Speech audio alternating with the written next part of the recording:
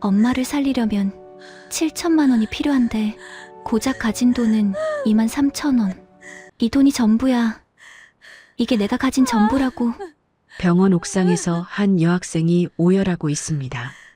지폐를 허공에 날리며 무너져 내리던 그날 밤, 아무도 예상하지 못한 일이 벌어졌어요. 깜깜한 하늘을 가르며 황금빛 헬리콥터가 나타난 겁니다. 국수 한 그릇이 어떻게 수천억 재벌의 헬리콥터가 되어 돌아왔을까요? 안녕하세요, 여러분. 오늘은 가난 속에서도 베풀물 멈추지 않았던 한 소녀와 그 선행이 만들어낸 기적 같은 이야기를 들려드리겠습니다. 따뜻하면서도 가슴 벅찬 이 사연 끝까지 함께 해주세요. 그럼 이야기를 시작하겠습니다. 어느 새벽 시장 골목의 작은 국수집입니다. 새벽 4시 세상이 아직 깊은 잠에 빠져 있을 무렵 시장 골목 어디선가 찰컥하고 자물쇠 풀리는 소리가 울렸습니다. 20살 한참 예쁠 나이의 20살 강현우가 할아버지 때부터 이어온 국수집 셔터를 올리는 소리였죠. 연우는 뿔테 안경을 코끝에 걸치고 가게 안으로 들어서며 형광등 스위치를 올렸습니다. 지직거리며 켜지는 불빛 아래로 낡았지만 반질반질하게 닦인 조리대와 세월의 때가 묻은 무쇠소치 모습을 드러냈어요. 연우는 제일 먼저 창고 한쪽에 쌓인 밀가루 포대를 어깨에 짊어졌습니다. 20kg짜리 포대가 마른 체구에는 버거웠지만 이를 악물고 조리대까지 옮겼죠. 할아버지가 살아계실 때는 이 무거운 짐을 척척 나르시던 모습이 아직도 눈에 선했습니다. 연우는 포대를 내려놓으며 잠시 숨을 골랐어요. 찬 새벽 공기에 입김이 뿌옇게 피어올랐습니다. 조리대 위 벽에는 할아버지가 쓰시던 낡은 앞치마가 걸려 있었습니다. 그 옆으로는 손때 묻은 해부학 서적이 꽂혀 있었는데 연우가 의대에 합격하던 날 엄마가 직접 사다 꽂아두신 것이었죠. 연우는 매일 아침 그 책을 바라보며 하루를 시작했습니다. 언젠가는 저 책을 다시 펼칠 날이 올 거라고 자신에게 그렇게 되뇌었어요. 연우는 커다란 솥에 물을 받아 불을 올렸습니다. 육수를 끓이는 동안 파를 썰고 고명을 준비해야 했죠. 칼질을 하는 연우의 손끝은 찬물에 불어 여기저기 터져 있었습니다. 하지만 칼을 쥔 손만큼은 흔들림이 없었어요. 새벽 5시 반이 되자 연우는 잠시 손을 멈추고 작은 냄비를 꺼냈습니다. 병원에 입원해 계신 어머니를 위한 영양죽을 끓이기 위해서였죠. 쌀을 불리고 야채를 다지는 연우의 얼굴에는 어떤 귀찮음도 없었습니다. 오히려 정성을 다해 죽을 저으며 엄마 오늘은 좀 더 기운 차리셔야 해요라고 혼잣말을 했어요. 죽이 완성되자 연우는 보온병에 담아 가방 한쪽에 넣어두었습니다. 장사가 끝나면 병원에 들러 어머니 곁에서 함께 저녁을 먹을 생각이었죠. 어머니는 암 투병 중이셨습니다. 항암 치료로 입맛을 잃으신 어머니가 그나마 드시는 것이 연우가 끓인 죽이었어요. 6시가 되자 시장에 하나둘 불이 켜지기 시작했습니다. 연우는 가게 앞 의자를 꺼내놓으며 좋은 아침입니다라고 인사를 건넸죠. 옆 가게 생선 장수 아저씨가 우리 동네 예비 의사 선생님, 오늘도 일찍 나왔네라며 엄지를 치켜 세웠습니다. 연우는 쑥스럽게 웃으며 고개를 숙였어요. 시장 사람들은 연우를 딸처럼 손녀처럼 아꼈습니다. 전교 1등으로 의대에 합격한 수재가 어머니 병원비 때문에 휴학하고 국수집을 운영한다는 사실을 모두가 알고 있었죠. 누구 하나 나서서 도와주지는 못해도 마음만은 한결같이 응원하고 있었습니다. 국수 한 그릇 줘요. 첫 손님이 들어왔습니다. 새벽 일찍 일을 나가는 공사장 인부였죠. 연우는 재빨리 국수를 삶아 그릇에 담았습니다. 고명을 얻는 손이 후했어요. 파, 김, 달걀 지단이 산처럼 쌓였죠. 아이고, 이렇게 많이 주면 남는 게 있겠어? 인부 아저씨가 걱정스레 물었지만 연우는 환하게 웃었습니다. 맛있게 드세요.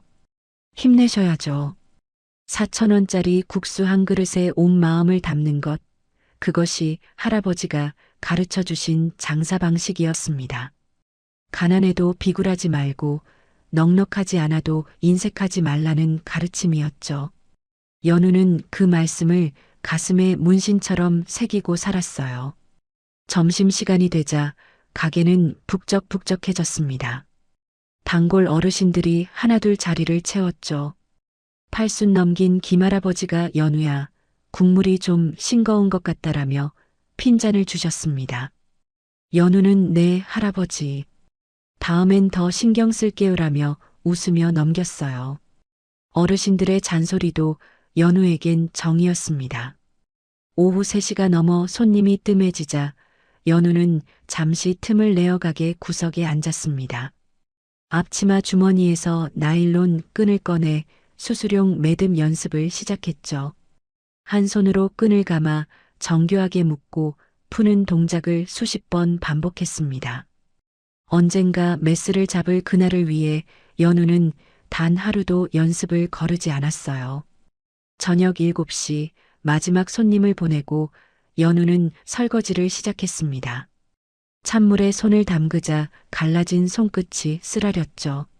하지만 연우는 묵묵히 그릇을 닦았습니다. 김이 서린 안경 너머로 할아버지의 무쇠솥이 보였어요. 할아버지가 그토록 아끼시던 솥이었습니다. 연우는 그 솥을 보물처럼 여기며 매일 정성껏 닦았죠. 설거지를 마치고 연우는 보온병을 챙겨 병원으로 향했습니다. 병실에 들어서자 어머니가 창밖을 바라보고 계셨죠. 연우는 밝은 목소리로 엄마 왔어요. 오늘 장사 대박이었어요 라고 말했습니다. 사실 오늘도 겨우 본전이었지만 어머니 앞에서는 늘 그랬어요. 어머니는 야윈 얼굴로 미소를 지으셨습니다. 우리 연우 고생이 많다. 무슨 고생이에요? 엄마가 빨리 나으셔야 제가 복학하죠. 연우는 죽을 떠서 어머니 입에 가져다 드렸습니다. 어머니는 딸이 의대에 합격했다는 사실이 인생의 유일한 자랑이자 버티는 힘이었죠. 연우는 그런 어머니를 위해 오늘도 내일도 새벽 4시에 일어날 것이었습니다. 가게 문을 열고 국수를 삶고 손님을 맞이하며 꿈을 향해 한 발짝씩 나아갈 것이었어요. 밤 10시 병원을 나서는 연우의 발걸음은 무거웠지만 눈빛만큼은 흔들리지 않았습니다. 시장 국수집의 고단한 일상 속에서도 연우는 결코 꿈을 놓지 않았죠. 내일은 또 새벽 4시가 올 테고 연우는 어김없이 그 자리에 있을 것이었어요. 그날 밤 연우는 병원에서 돌아와 작은 방 책상 앞에 앉았습니다. 어둠 속에서 서랍을 열었어요. 어머니의 항암 치료비 영수증이 빼곡한 봉투였죠. 연우는 스탠드를 켜고 영수증을 한 장씩 펼쳤습니다. 입원비, 약값, 검사비. 계산기를 두드리는 손가락이 점점 느려졌어요. 마지막 숫자를 확인하는 순간 연우의 손이 멈췄습니다. 3천만 원.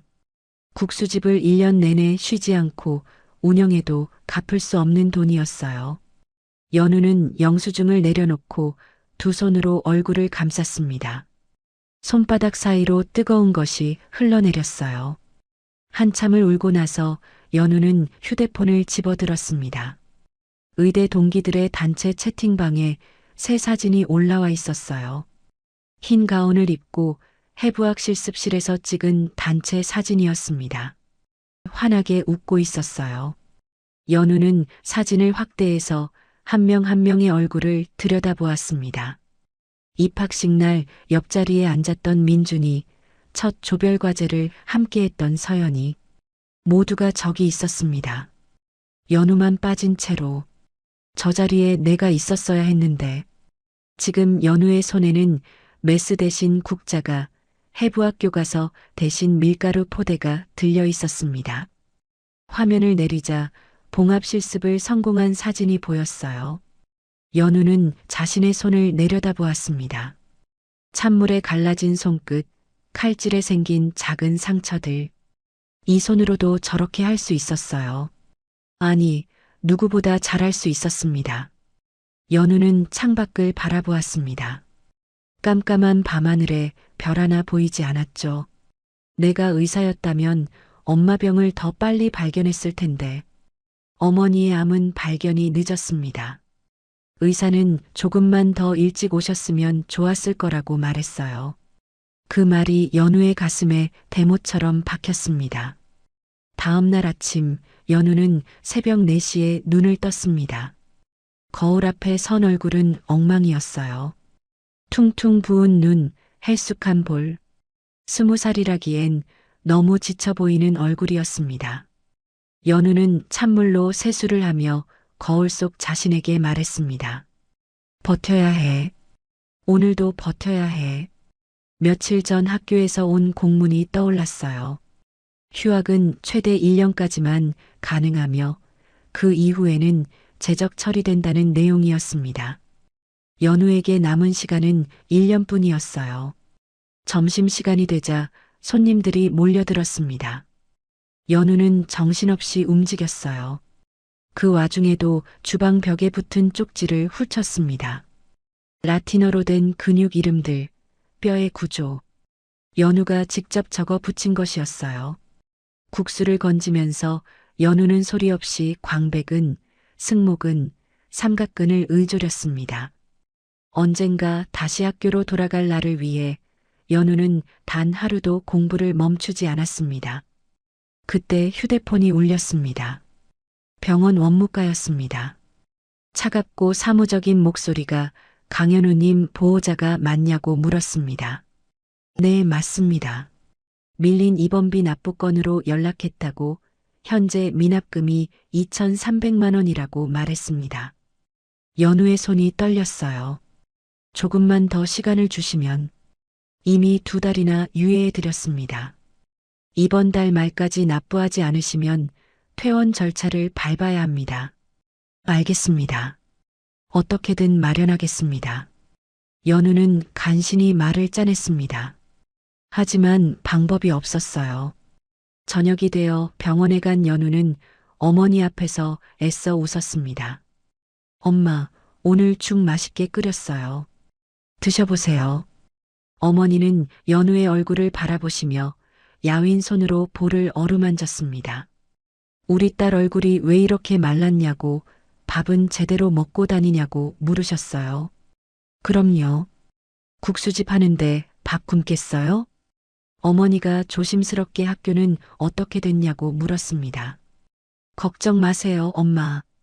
장학금 받으면 복학할 수 있어요. 거짓말이었습니다. 하지만 어머니 앞에서 진실을 말할 수는 없었어요. 어머니가 우리 딸 의사 되는 거 엄마가 꼭 봐야 하는데 하셨어요. 눈물이 고이며 엄마 때문에 내가 고생하는 거 안다고 미안하다고 말씀하셨습니다. 엄마, 무슨 소리예요? 엄마가 미안할 거 하나도 없어요. 엄마는 빨리 낫기만 하면 돼요. 병원을 나서는 길, 연우는 로비를 지나며 자신의 낡은 운동화를 내려다보았어요. 밑창이 닳아 구멍이 날 지경이었습니다. 가난이 죄처럼 느껴지는 순간이었어요. 집에 돌아온 연우는 책상 앞에 앉아 휴학 연장 신청서를 꺼냈습니다. 사유란에 적었습니다. 가정 형편상 등록금 마련이 어려워 휴학을 연장합니다. 글씨가 삐뚤빼뚤했습니다. 눈물이 종이 위에 떨어져 글씨가 번졌어요. 밤이 깊어지자 연우는 베개 밑에서 낡은 청진기를 꺼냈습니다. 할아버지가 돌아가시기 전에 선물해 주신 것이었어요. 연우는 청진기를 가슴에 품고 눈을 감았습니다. 할아버지, 저 꼭 의사 될게요. 꼭이요. 조금만 기다려 주세요. 연우의 눈빛은 흔들리지 않았어요. 가난이 꿈의 발목을 잡아도 현실이 아무리 가혹해도 연우는 포기하지 않을 것이었습니다. 창밖으로 새벽빛이 희미하게 밝아오고 있었어요. 연우는 세수를 하고 거울 속 자신에게 미소 짓는 연습을 했습니다. 가난이 성격까지 망치지 않도록, 절망이 희망까지 삼키지 않도록, 그리고 다시 국수집으로 향했습니다. 연우의 가슴 속에는 여전히 꺼지지 않는 작은 불씨가 타오르고 있었어요. 연우는 오늘도 셔터를 올렸습니다. 그날은 유난히 햇살이 따스한 정오였습니다. 점심시간이 막 시작되어 가게 안에는 손님들로 북적였죠. 연우는 정신없이 국수를 삶고 그릇을 나르며 분주하게 움직이고 있었어요. 그때 가게 입구로 낯선 할머니 한 분이 들어오셨습니다. 할머니는 낡고 초라한 옷차림에 머리카락은 헝클어져 있었습니다. 눈빛은 어딘가 멍하고 초점이 흐릿했어요. 마치 이 세상이 아닌 다른 곳을 바라보는 것 같았죠. 할머니는 아무 말 없이 구석 자리에 털썩 앉으셨습니다. 잠시 후 연우는 할머니에게 다가가 뭐 드릴까요 하고 물었습니다. 할머니는 연우를 올려다보더니 희미하게 미소를 지었어요. 주름진 얼굴에 번지는 미소가 어딘가 쓸쓸해 보였습니다. 국수 한 그릇 주시겠어요? 네, 할머니. 금방 갖다 드릴게요. 연우는 평소보다 고명을 더 듬뿍 얹어 국수를 내갔습니다. 할머니는 천천히 한 젓가락 한 젓가락 아주 느리게 드셨어요. 마치 오랜만에 먹는 귀한 음식처럼 음미하듯이 드셨죠. 국수를 다 드신 할머니가 자리에서 일어났습니다. 그런데 할머니는 계산대 쪽으로 오지 않고 그대로 출입문을 향해 걸어가셨어요. 연우는 당황했지만 소리치지 않았습니다. 조용히 할머니를 따라 문 앞까지 갔죠. 할머니, 국수 맛있게 드셨어요? 할머니는 멈춰서서 연우를 바라보았습니다. 그 눈빛이 아까와는 조금 달랐어요. 잠깐이지만 눈동자에 맑은 빛이 스쳤습니다. 네, 맛있었어요. 고마워요. 할머니는 그 말을 남기고 가게를 나섰습니다. 돈을 내지 않고요. 옆에서 지켜보던 손님이 저 할머니 무전취식이라며 경찰에 신고해야 하는 거 아니냐고 말했어요. 연우는 고개를 저으며 괜찮다고 국수 한 그릇인데 뭐라고 말했습니다. 손님은 어이없다는 표정을 지었지만 연우는 개의치 않았어요. 할머니의 멍한 눈빛이 마음에 걸렸습니다. 할머니는 돈을 안 낸 것이 아니라 돈을 내야 한다는 것 자체를 잊은 것 같았어요. 다음 날 같은 시간 할머니가 다시 나타났습니다. 어제와 똑같은 옷차림에 똑같이 멍한 눈빛이었어요. 연우는 아무렇지 않게 국수를 내갔습니다. 할머니는 또 돈을 내지 않고 나가셨죠. 시장 상인들 사이에서 수군거림이 시작되었습니다. 저 할머니가 국수집에서 밥을 먹고 돈을 안 낸다더라. 치매인 것 같다더라. 연우가 너무 호락호락하다더라. 사흘째 되는 날 연우가 주방에 들어간 사이에 일이 벌어졌습니다. 할머니가 검은 비닐봉지에 김치를 담고 계셨어요. 마침 들어온 손님이 소리쳤습니다. 저기요. 저 할머니가 김치 훔쳐가요. 연우는 황급히 뛰어나왔습니다. 할머니는 비닐봉지를 든 채 멈춰 서 계셨어요. 손님이 이거 도둑질이라며 경찰 부를까 물었습니다. 연우는 재빨리 손님과 할머니 사이에 서며 괜찮다고 자신이 드린 거라고 말했습니다. 손님이 어이없다는 듯 방금 할머니가 몰래 담는 거 봤다고 말했어요. 아니에요. 진짜 제가 드린 거예요. 할머니, 그거 가져가세요. 맛있게 드세요. 연우는 오히려 할머니의 비닐봉지에 김치를 더 담아드렸습니다. 꾹꾹 눌러서 가득 채워드렸죠. 할머니는 연우를 올려다보았어요. 그 순간 할머니의 눈에 눈물이 그렁그렁 맺혔습니다. 고마워요, 아가씨. 우리 엄마 드릴 거예요. 할머니는 중얼거리듯 말하고는 비닐봉지를 들고 가게를 나섰습니다. 연우는 그 뒷모습을 한참 동안 바라보았어요. 우리 엄마 드릴 거라는 말이 가슴에 박혔습니다. 손님이 젊은 사람이 왜 저렇게 호구짓을 하냐며 저러다 망하겠다고 투덜거렸습니다. 연우는 대꾸하지 않았습니다. 할머니의 모습에서 병상에 누워 계신 어머니가 떠올랐어요. 만약 어머니가 저런 상태가 되신다면 얼마나 가슴이 아플까. 연우는 할머니를 도둑으로 볼 수가 없었습니다. 그 뒤로도 할머니는 매일 오셨습니다. 국수를 드시고 가끔은 김치를 비닐봉지에 담아 가셨죠. 연우는 할머니가 자리를 비울 때마다 일부러 주방으로 들어갔어요. 보이지 않는 곳에서 노래를 흥얼거리며 할머니가 편하게 김치를 담아갈 수 있도록 했습니다. 어느 날 연우는 할머니가 식탁에 두고 간 물건을 발견했습니다. 낡은 흑백 사진 한 장이었어요. 사진 속에는 젊은 남녀가 국수집 앞에서 수줍게 웃고 있었습니다. 연우의 심장이 쿵 하고 뛰었습니다. 사진 속 남자의 얼굴이 낯익었어요. 연우는 가게 벽에 걸린 할아버지 사진을 올려다보았습니다. 사진 속 남자와 할아버지의 얼굴이 겹쳤어요. 사진 속 여자는 젊은 날의 그 할머니 같았습니다. 그리고 남자는 연우의 할아버지였어요.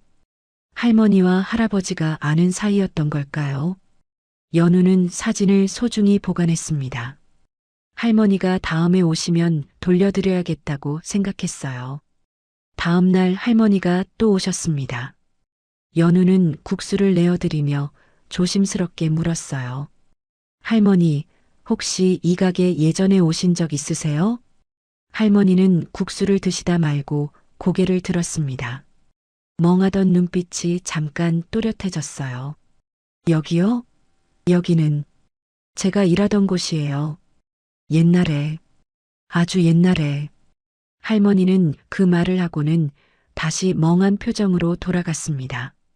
연우는 더 이상 묻지 않았어요. 하지만 가슴이 두근거렸습니다. 할머니가 이 가게에서 일을 하셨다니. 그렇다면 할아버지와 분명히 인연이 있으신 거였어요. 연우는 국수를 드시는 할머니를 바라보았습니다. 할머니가 국수를 드실 때만큼은 눈동자가 아주 잠깐 총명하게 빛났어요. 이 만남은 우연이 아닐지도 모른다고, 할아버지가 하늘에서 보내주신 어떤 신호일지도 모른다고 생각했습니다. 저녁 무렵 할머니가 돌아가시고 연우는 가게를 정리했습니다. 할아버지는 생전에 늘 말씀하셨죠. 사람 귀한 줄 알아야 한다고, 어려운 사람을 보면 외면하지 말라고요. 연우는 고개를 끄덕였습니다. 할머니가 누구시든 어떤 사연이 있으시든 연우는 할머니를 지켜드리기로 마음먹었어요. 할머니에게 필요한 건 비난이 아니라 따뜻한 밥 한 끼와 작은 관심이었습니다. 연우와 치매 할머니의 이상한 인연이 이렇게 시작되었어요. 할머니가 국수집에 다니기 시작한 지 일주일이 지났습니다. 시장 상인들 사이에서 소문은 걷잡을 수 없이 퍼져나갔어요. 국수집 연우가 치매 할머니한테 매일 공짜 밥을 준다더라. 김치도 맘대로 가져가게 놔둔다더라. 저러다 가게 망한다더라. 수군거림은 점점 커졌죠. 어느 날 저녁 시장 상인회 회장인 박 사장이 연우의 가게를 찾아왔습니다. 덩치가 크고 목소리가 우렁찬 중년 남자였어요. 박 사장은 연우 앞에 딱 버티고 서서 날카롭게 말했습니다. 연우야, 그 치매 할머니 출입 금지시켜. 상인의 결정이야. 연우는 설거지하던 손을 멈추고 고개를 들었어요. 할머니가 무슨 잘못을 했냐고 조심스럽게 물었습니다. 박 사장은 목소리를 높이며 매일 밥 먹고 돈 안 내고 김치 훔쳐가는 게 잘못이 아니냐고 어른한테 말대꾸하지 말라고 화를 냈어요. 연우는 침착하게 할머니는 훔친 게 아니라 자신이 드린 거라고 설명했습니다. 박 사장의 얼굴이 붉어졌지만 연우는 고개를 숙이지 않았습니다. 똑바로 박 사장의 눈을 바라보며 말했어요. 죄송합니다, 사장님. 하지만 할머니는 제 손님이에요. 내쫓을 수 없어요. 박 사장은 어이없다는 듯 콧방귀를 뀌고 가게를 나갔습니다. 문을 쾅 닫는 소리가 시장 골목에 울렸어요. 연우는 한숨을 내쉬며 다시 설거지를 시작했습니다. 손이 떨렸지만 내색하지 않았어요. 다음 날부터 시장 분위기가 싸늘하게 변했습니다. 평소에 친하게 지내던 상인들도 연우를 피하기 시작했어요. 인사를 해도 고개만 까딱하고 지나가거나 아예 모른 척하는 사람도 있었습니다. 연우는 마음이 아팠지만 개의치 않으려 애썼어요. 점심시간이 되자 할머니가 또 가게 문을 열고 들어오셨습니다. 연우는 평소처럼 환하게 웃으며 인사했어요. 할머니는 고개를 끄덕이며 구석 자리에 앉으셨습니다. 연우는 국수를 삶으며 슬쩍 김치통을 열어두었어요. 그리고 일부러 주방 안쪽으로 들어가 노래를 흥얼거렸습니다. 할머니가 편하게 김치를 담아갈 수 있도록요. 잠시 후 연우가 주방에서 나왔을 때 할머니는 검은 비닐봉지에 김치를 담고 계셨습니다. 연우는 못 본 척하고 국수 그릇을 들고 다가가 맛있게 드시라며 건넸어요. 할머니는 비닐봉지를 꼭 쥔 채 국수를 받아들었습니다. 연우는 할머니가 드시는 동안 슬쩍 김치를 더 담아 할머니 가방 옆에 놓아두었습니다. 할머니는 연우를 올려다보았습니다. 멍하던 눈빛에 잠깐 맑은 빛이 스쳤어요. 고맙습니다. 사장님, 이 은혜는 안 잊을게요. 연우는 환하게 웃었습니다. 그 웃음이 마음에서 우러나온 진심이었어요. 할머니의 고마움이 연우에게는 어떤 대가보다 값졌습니다. 할머니가 국수를 드시는 동안 연우는 할머니의 풀어진 신발끈이 눈에 들어왔어요. 연우는 아무렇지 않게 할머니 앞에 쪼그려 앉아 정성껏 신발끈을 묶어드렸습니다. 마치 친손녀가 할머니를 모시듯 자연스럽게요. 할머니의 눈가에 눈물이 맺혔습니다.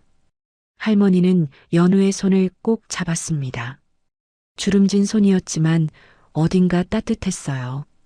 연우 사장님은 꼭 복 받으실 거예요. 연우는 깜짝 놀랐습니다. 할머니가 자신의 이름을 불렀어요. 분명 알려드린 적이 없는데 할머니는 치매가 있으시면서도 연우의 이름을 기억하고 계셨습니다. 연우는 가슴이 뭉클해졌어요. 할머니는 대답 대신 희미하게 웃으셨습니다. 그리고 다시 멍한 표정으로 돌아가 국수를 드셨죠. 연우는 더 이상 묻지 않았어요. 하지만 가슴 한쪽이 따뜻해지는 것을 느꼈습니다. 오후가 되자 옆가게 생선 장수 아저씨가 찾아왔습니다. 평소에 연우를 딸처럼 아끼던 분이었죠. 아저씨는 걱정스러운 표정으로 상인회에서 연우를 왕따시키려 한다며 적당히 하는 게 어떻겠냐고 권했습니다. 연우는 고개를 저으며 자신은 괜찮다고 했어요. 할머니한테 밥 한 끼 드리는 게 뭐가 그렇게 잘못이냐고 물었습니다. 아저씨는 한숨을 쉬며 연우가 참 고집도 세다고 말했어요. 할머니도 누군가의 엄마고 누군가의 할머니잖아요. 제 엄마도 저런 상황이 되시면 누군가 따뜻하게 대해주길 바랄 거예요. 아저씨는 더 이상 말하지 않고 돌아갔습니다. 연우의 고집을 꺾을 수 없다는 걸 알았기 때문이죠. 며칠 후 할머니가 국수를 드시다가 갑자기 눈물을 흘리셨습니다. 연우는 놀라서 다가갔어요. 할머니는 고개를 저으며 품에서 낡은 흑백 사진을 꺼냈습니다. 연우가 전에 보관해 두었다가 돌려드린 그 사진이었어요. 할머니는 사진을 쓰다듬으며 중얼거렸습니다. 사장님, 사장님이 보고 싶어. 남자 사장님은 어디 있어요? 연우는 할머니 옆에 앉았습니다. 할머니가 말하는 사장님이 할아버지라는 것을 직감했어요. 할머니는 고개를 끄덕이며 강 사장님은 참 좋은 분이셨다고 했습니다. 저 힘들 때 밥도 반찬도 챙겨주시고 학비도 도와주셨어요. 연우의 눈이 커졌습니다. 할머니는 정말 할아버지와 인연이 있으셨던 거였습니다. 할머니, 그 사장님이 제 할아버지세요. 할머니가 연우를 바라보았습니다. 멍하던 눈빛이 순간 또렷해졌어요. 뭐라고? 내가 사장님 손주야? 연우는 고개를 끄덕이며 자신이 강연우이며 할아버지 돌아가시고 엄마가 하셨는데 지금은 엄마가 아프셔서 자신이 가게를 이어받았다고 답했어요. 할머니의 눈에서 눈물이 주르륵 흘러내렸습니다. 주름진 얼굴이 슬픔과 기쁨이 뒤섞인 복잡한 표정으로 일그러졌어요. 할머니는 사장님이 돌아가신 줄 몰랐다며 눈물을 흘렸습니다. 연우는 할머니의 손을 꼭 잡으며 괜찮다고, 할아버지는 좋은 데 가셨다고 위로했습니다. 할머니는 한참 동안 울었습니다. 연우는 할머니의 등을 토닥이며 옆에 앉아 있었어요. 가게에 손님이 들어와도 연우는 자리를 뜨지 않았습니다. 지금은 할머니 곁에 있어 드리는 게 더 중요했어요. 할머니가 진정되자 연우는 따뜻한 물을 한 잔 가져다 드렸습니다. 할머니, 물 드세요. 그리고 앞으로도 계속 오세요. 이 가게는 할아버지의 가게이기도 하니깐요. 할머니는 물을 받아들며 연우를 바라보았습니다.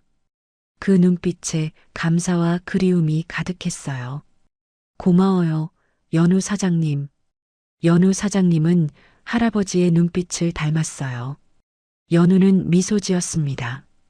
할아버지를 닮았다는 말이 세상 어떤 칭찬보다 기뻤어요. 저녁이 되어 할머니가 돌아가시고 연우는 가게를 정리했습니다. 할머니와의 대화가 머릿속을 맴돌았어요. 할아버지가 할머니를 걷어주셨다니. 할아버지는 정말 그런 분이셨습니다. 가난한 사람, 어려운 사람을 그냥 지나치지 못하시는 분이셨죠. 연우는 벽에 걸린 할아버지 사진을 올려다보며 조용히 다짐했습니다. 할아버지, 할머니 잘 모실게요. 할아버지가 하셨던 것처럼요. 연우는 자신의 가난보다 할머니의 외로움을 먼저 살피며 조금씩 성장하고 있었습니다. 그리고 연우의 따뜻한 마음이 조금씩 시장 상인들의 차가운 마음도 녹이기 시작했습니다. 그날은 평범한 아침으로 시작되었습니다. 연우는 여느 때처럼 새벽 4시에 일어나 가게 문을 열었어요. 육수를 끓이고 고명을 준비하며 하루를 시작했죠. 하지만 오전 10시쯤 병원에서 전화가 걸려왔습니다. 연우는 휴대폰 화면에 뜬 병원 번호를 보고 가슴이 철렁 내려앉았어요. 강연우님 보호자분이시죠? 담당 주치의입니다. 급히 드릴 말씀이 있어서요. 오늘 중으로 병원에 와주실 수 있으세요? 주치의가 직접 전화를 하다니. 연우는 불길한 예감에 손이 떨렸습니다. 네, 바로 가겠습니다. 연우는 급히 가게 문을 닫고 병원으로 향했습니다. 버스 안에서도 심장이 쿵쿵 뛰었어요. 무슨 일일까? 엄마에게 무슨 일이 생긴 걸까? 최악의 상상이 머릿속을 맴돌았습니다. 병원에 도착한 연우는 주치의 진료실로 안내받았습니다. 주치의는 무거운 표정으로 연우를 맞았어요. 연우는 의자에 앉으며 물었습니다. 선생님, 저희 엄마 어떻게 된 건가요? 주치의는 잠시 말을 멈추었다가 입을 열었습니다. 솔직하게 말씀드리겠습니다. 어머니의 암세포가 다른 장기로 전이되었습니다. 폐화관에서 새로운 종양이 발견되었어요. 연우의 머릿속이 하얘졌습니다. 전이라니. 전이요? 그럼 어떻게 해야 하나요? 긴급 수술이 필요합니다. 최대한 빨리 종양을 제거해야 해요. 늦어지면 손을 쓸 수 없게 됩니다. 연우는 간신히 목소리를 짜냈습니다. 수술하면 엄마가 나을 수 있는 건가요? 주치의는 고개를 끄덕였지만 표정은 여전히 무거웠어요. 일단 해보고 항암을 병행하며 경과를 지켜보도록 하죠. 하지만 수술 자체가 상당히 큰 수술이에요. 비용도 만만치 않습니다. 비용이요? 얼마나 드나요? 주치의가 종이 한 장을 내밀었습니다. 연우는 그 종이를 받아들고 숫자를 확인했어요. 눈앞이 캄캄해졌습니다. 수술비와 입원비를 합쳐서 7천만 원이 넘는 금액이었습니다. 이 금액을 다 내야 하나요? 일단 수술 전에 기존에 밀린 입원비를 완납하셔야 수술 일정을 잡을 수 있습니다. 원무과에서 안내받으세요. 연우는 멍하니 진료실을 나왔습니다. 다리에 힘이 풀려 복도 의자에 털썩 주저앉았어요. 7천만 원. 그 돈을 어디서 구한단 말인가요? 밀린 입원비만 해도 2천만 원이 넘었습니다. 합치면 거의 억 원에 가까운 돈이었어요. 연우는 원무과로 향했습니다. 창구 직원은 컴퓨터 화면을 보며 사무적으로 말했어요. 강명숙 환자분 보호자시죠? 현재 밀린 입원비가 2,300만 원입니다. 이 금액을 완납하셔야 수술 일정을 잡을 수 있어요. 완납이요? 분할 납부는 안 되나요? 죄송합니다. 이미 여러 차례 유예해 드렸습니다. 더 이상은 어렵습니다. 연우는 창구 앞에서 한참을 서 있었습니다. 직원의 차가운 말투가 가슴에 못처럼 박혔어요. 돈이 없으면 수술도 못 받는다니. 엄마가 죽을 수도 있는데 돈 때문에 수술을 못 한다니. 이게 무슨 세상인가요? 연우는 병원을 나와 시장으로 돌아왔습니다. 가게 문을 열지 않고 셔터 앞에 주저앉았어요. 머릿속이 복잡했습니다. 돈을 구해야 했어요. 어떻게든 구해야 했습니다. 하지만 방법이 없었어요. 연우는 가게를 팔기로 결심했습니다. 할아버지가 물려주신 평생의 터전인 이 가게를요. 연우는 부동산에 전화를 걸었어요. 여보세요? 시장에 있는 국수집인데요. 가게 좀 내놓으려고요. 부동산 사장은 한숨을 쉬었습니다. 아이고, 요즘 경기가 어디 그래요? 시장 상권이 죽어서 매물이 안 나가요. 권리금도 거의 못 받으실 거예요. 권리금 없어도 괜찮아요. 빨리 팔아주세요. 글쎄요, 최소 두세 달은 걸릴 거예요. 요즘 시장 가게 사려는 사람이 없어서. 두세 달. 엄마는 그때까지 기다릴 수 없었습니다. 연우는 전화를 끊고 머리를 쥐어뜯었어요. 연우는 은행을 찾아갔습니다. 대출을 받으려고요. 하지만 대답은 냉정했어요. 소득 증빙이 안 되시네요. 담보도 없고요. 죄송합니다만 대출이 어렵습니다. 연우는 다른 은행, 또 다른 은행을 찾아다녔습니다. 대답은 모두 같았어요. 20살 휴학생에게 수천만 원을 빌려줄 곳은 없었습니다. 결국 연우는 사채 시장까지 찾아갔습니다. 좁고 어두운 골목에 있는 허름한 사무실이었어요. 연우는 떨리는 마음으로 문을 열고 들어갔습니다. 저기요, 돈 좀 빌리려고 왔는데요. 사무실 안에 있던 남자가 연우를 위아래로 훑어보았습니다. 그리고 코웃음을 쳤어요. 뭐야, 대학생이야? 담보 있어? 담보는 없는데요. 이래서 갚을 수 있어요. 남자가 손을 내저었습니다. 담보 없으면 안 돼. 나가봐. 제발요, 엄마가 수술 받아야 해요. 돈이 급해요. 사정 이야기 들으려고 여기서 장사하는 거 아니야. 담보 없으면 꺼져. 연우는 문전박대를 당하고 사무실을 나왔습니다. 골목을 걷는데 눈물이 앞을 가렸어요. 20살 청년이 사채업자에게까지 손을 벌렸는데 거절당하다니. 자존심이고 뭐고 다 내려놓았는데도 안 되는 거였습니다. 연우는 병원으로 돌아왔습니다. 어머니 병실에 들어가지 못하고 복도 의자에 앉았어요.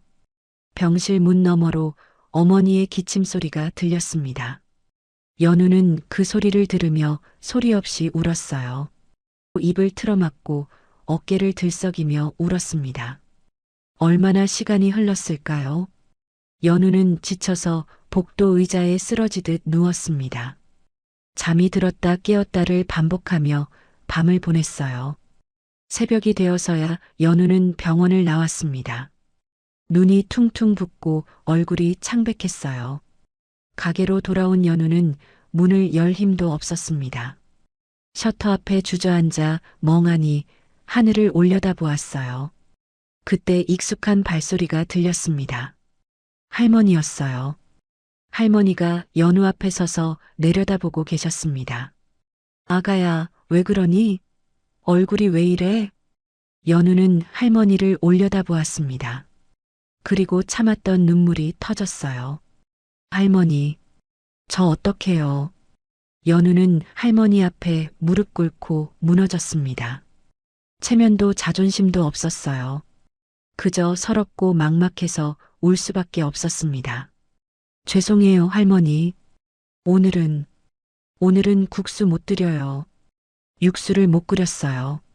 할머니는 아무 말 없이 연우 옆에 앉으셨습니다. 그리고 연우의 떨리는 어깨를 감싸 안으셨어요. 주름진 손이 연우의 등을 토닥였습니다. 괜찮다, 아가야. 괜찮아. 하지만 그 따뜻한 손길에 연우는 더 크게 울었어요. 할머니 품에서 어린아이처럼 엉엉 울었습니다. 한참을 울고 나서 연우는 겨우 진정했습니다. 할머니는 연우의 젖은 얼굴을 마른 손으로 닦아주셨어요. 울지 마요. 사장님, 예쁜 얼굴 안 예뻐요. 연우는 할머니의 손을 잡았습니다. 할머니, 저 어떡하면 좋아요? 엄마를 살리려면 돈이 필요한데 저한테는 아무것도 없어요. 할머니는 슬픈 미소를 지으셨습니다. 그리고 중얼거리듯 말씀하셨어요.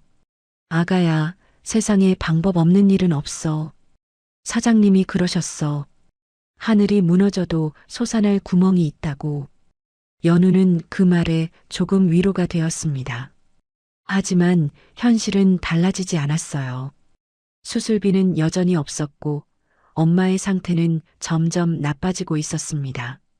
그날 밤 연우는 병원 로비에서 한 가지 결심을 했습니다. 마지막 방법이었어요. 연우는 떨리는 손으로 휴대폰을 들어 검색을 했습니다. 장기 기증, 생체 장기 기증 상담. 연우는 자신의 장기라도 팔 수 있다면 팔겠다는 절박한 심정이었어요. 상담 전화를 걸었습니다. 하지만 대답은 냉정했어요. 생체 장기 기증은 가족 간에만 가능합니다. 그리고 금전적 거래는 불법이에요.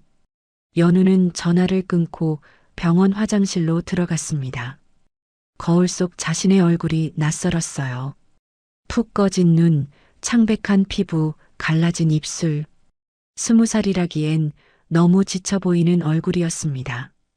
연우는 세면대에 물을 받아 세수를 했습니다.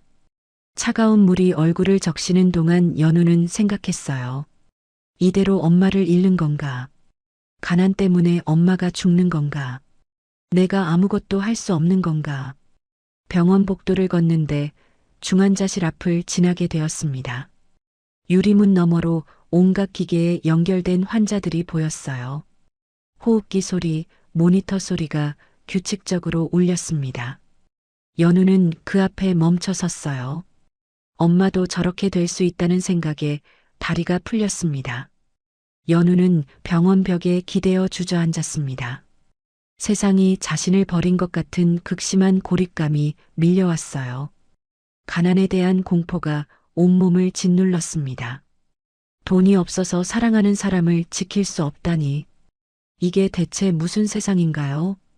연우의 가장 처절하고 어두운 밤이 깊어가고 있었습니다. 연우는 원무과 창구 앞에 다시 섰습니다. 마지막 희망을 품고 찾아간 것이었어요. 혹시 분할 납부라도 가능하지 않을까, 조금만 더 시간을 주지 않을까 하는 간절한 마음이었죠. 연우는 강 환자 보호자라며 수술 동의서를 받으러 왔다고 말했습니다. 창구 직원이 컴퓨터 화면을 확인하더니 고개를 저으며 밀린 입원비가 완납되지 않아서 수술 일정을 잡을 수 없다고 먼저 납부를 해주어야 한다고 말했습니다. 제발요, 엄마가 급해요. 수술 안 하면 죽을 수도 있다고 했어요. 직원은 사무적인 표정을 유지한 채 죄송하지만 규정상 어쩔 수 없다고 납부하시면 바로 수술 일정을 잡아드리겠다고 대답했습니다. 연우는 창구 앞에서 한 발짝도 움직일 수가 없었습니다. 규정. 그 차가운 단어가 엄마의 생명보다 앞섰어요. 연우는 떨리는 목소리로 다시 한번 애원했습니다. 조금만요, 조금만 더 시간을 주시면 안 될까요? 돈을 구하고 있어요. 제발이요. 직원은 이미 여러 차례 유예해드렸다고 더 이상은 자신들도 어쩔 수 없다고 말했습니다. 연우는 더 이상 말이 나오지 않았습니다. 창구를 떠나 병원 로비를 걸었어요. 발걸음이 어디로 향하는지도 모른 채 걸었습니다. 엘리베이터 앞을 지나치고 계단을 올랐어요. 1층, 2층, 3층. 계속 올라갔습니다. 옥상으로 통하는 문이 나타났습니다. 평소에는 잠겨 있어야 할 문이 반쯤 열려 있었어요. 연우는 아무 생각 없이 그 문을 밀고 나갔습니다. 차가운 밤바람이 얼굴을 때렸어요. 연우는 옥상 한가운데 서서 하늘을 올려다보았습니다. 별 하나 없는 깜깜한 밤하늘이었습니다. 마치 연우의 마음처럼 캄캄했어요. 연우는 옥상 난간 쪽으로 걸어갔습니다. 난간에 손을 올리고 아래를 내려다보았어요. 아득히 먼 땅이 보였습니다. 자동차들이 개미처럼 작게 움직이고 있었죠. 연우는 난간을 꽉 잡고 울부짖었습니다. 왜 저한테 이래요? 목이 찢어질 것 같은 절규였습니다. 연우의 목소리가 밤하늘에 흩어졌어요. 저 열심히 살았잖아요. 착하게 살았잖아요. 남 도우면서 살았잖아요. 그런데 왜요? 왜 우리 엄마는 안 돼요? 연우는 난간을 붙잡은 채 무릎이 꺾였습니다. 주저앉으며 오열했어요. 내가 뭘 잘못했어요? 가난한 게 죄예요? 돈 없는 게 죄예요? 왜 돈 때문에 엄마가 죽어야 해요? 연우는 지갑을 꺼냈습니다. 안에는 구겨진 지폐 몇 장이 전부였어요. 10,000원짜리 2장, 1,000원짜리 3장. 합쳐봐야 23,000원이었습니다. 연우는 그 돈을 허공에 날렸어요. 바람에 지폐들이 흩날렸습니다. 이게 다야. 이게 내가 가진 전부라고. 이거 가지고 어떻게 엄마를 살려요. 연우는 바닥에 주저앉아 가슴을 쥐어뜯었습니다. 숨이 막혔어요. 가슴이 찢어지는 것 같았습니다. 연우는 서러움의 눈물이 폭발했습니다. 세상에 대한 분노, 자신에 대한 자책, 어머니를 향한 미안함이 뒤엉킨 처절한 울음이었죠. 연우는 자신을 향해 소리쳤습니다. 의사 되겠다고 했던 게 웃긴다고, 엄마 하나 못 살리는 게 무슨 의사냐고 외쳤어요. 전교 1등, 의대 합격, 그게 다 무슨 소용이냐고, 돈 앞에선 다 쓸모없다고 울부짖었습니다. 콘크리트 바닥이 차가웠지만 느껴지지 않았어요. 마음이 너무 아파서 몸의 고통은 아무것도 아니었습니다. 얼마나 시간이 흘렀을까요? 연우는 천천히 고개를 들었습니다. 난간 너머로 보이는 세상이 흐릿했어요. 눈물 때문인지 지쳐서인지 알 수 없었습니다. 연우는 비틀거리며 일어나 다시 난간 쪽으로 걸어갔어요. 난간에 손을 올렸습니다. 차가운 쇠 감촉이 느껴졌어요. 연우는 난간 너머를 바라보았습니다. 어머니의 얼굴이 떠올랐습니다.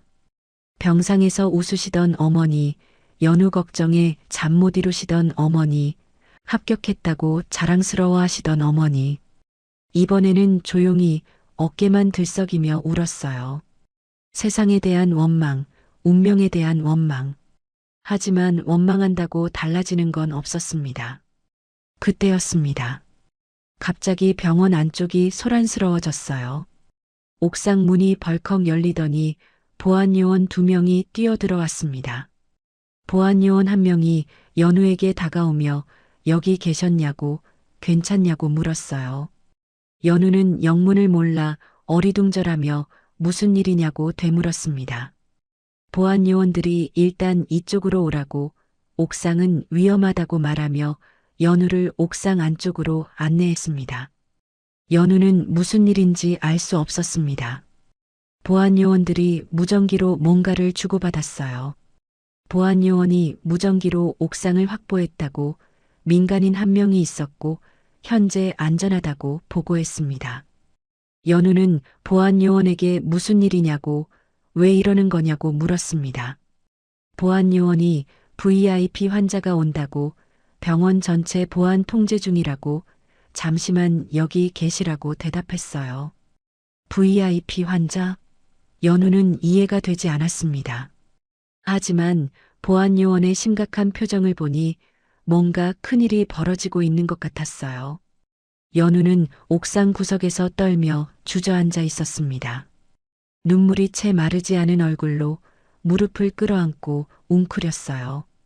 밤바람이 차가웠지만 몸이 떨리는 건 추위 때문만은 아니었습니다. 그때 저 멀리서 이상한 소리가 들려왔습니다. 처음에는 작게, 점점 크게 프로펠러가 돌아가는 소리였어요. 연우는 고개를 들어 하늘을 올려다보았습니다. 깜깜한 밤하늘을 가르며 강렬한 빛이 다가오고 있었습니다. 거대한 엔진 소리가 점점 커졌어요. 연우는 눈을 가늘게 뜨고 그 빛을 바라보았습니다. 헬리콥터였어요.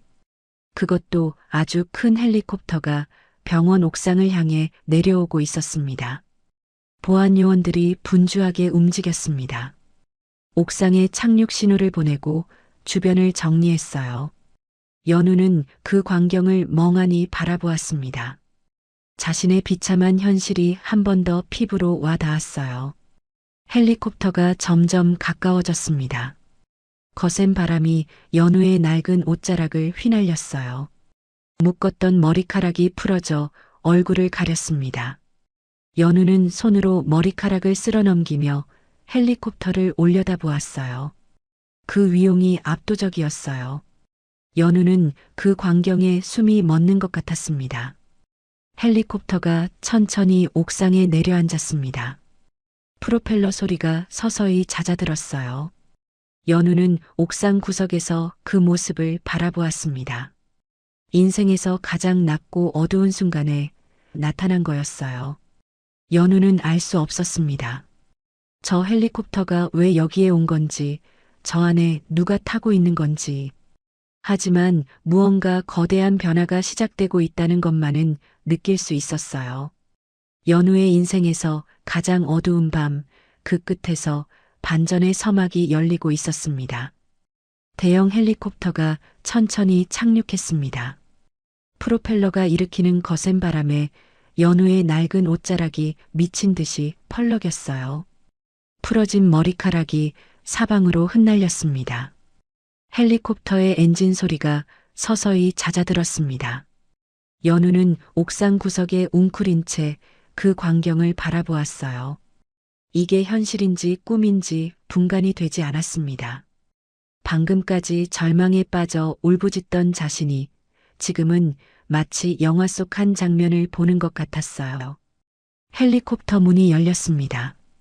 검은 정장을 빈틈없이 차려입은 수행원들이 일사불란하게 내렸어요.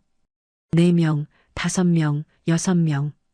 그들은 헬리콥터 앞에 도열하여 누군가를 기다리는 것 같았습니다. 보안 요원들도 긴장한 표정으로 그 모습을 지켜보았어요. 잠시 후 헬리콥터 안에서 한 사람이 모습을 드러냈습니다. 연우는 눈을 크게 떴어요. 심장이 쿵 하고 내려앉았습니다. 그 사람은 바로 치매 할머니였어요. 하지만 연우가 알던 할머니의 모습이 아니었습니다. 낡고 초라한 옷차림은 온데간데 없었습니다. 할머니는 고급스러운 한복을 단정히 차려입고 계셨어요. 흐트러짐 없이 빗어올린 은발 머리카락, 반짝이는 빛의 귀고리, 그리고 무엇보다 눈빛이 달랐습니다. 멍하고 초점 없던 눈빛이 아니었어요. 날카롭고 또렷한 카리스마가 넘치는 눈빛이었습니다. 할머니가 헬리콥터에서 내려섰습니다. 수행원들이 일제히 고개를 숙였어요.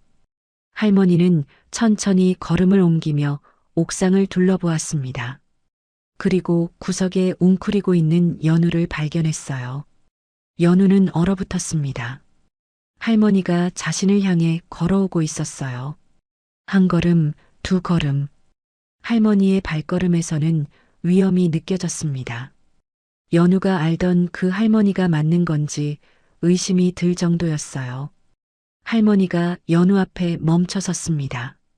그리고 천천히 손을 내밀며 늦어서 미안하다고 말했어요. 연우는 할머니를 올려다보았습니다. 눈물이 채 마르지 않은 얼굴로 떨리는 목소리로 물었어요. 할머니, 할머니가 왜 여기에? 이게 어떻게 된 거예요? 할머니는 연우의 손을 잡아 일으켜 세웠습니다. 주름진 손이었지만 힘이 있었어요. 할머니는 다 설명해 주겠지만 그 전에 연우의 엄마부터 살려야 한다고 말했습니다. 할머니가 손짓을 하자 수행원 한 명이 다가와 병원장이 대기하고 있다고 보고했습니다.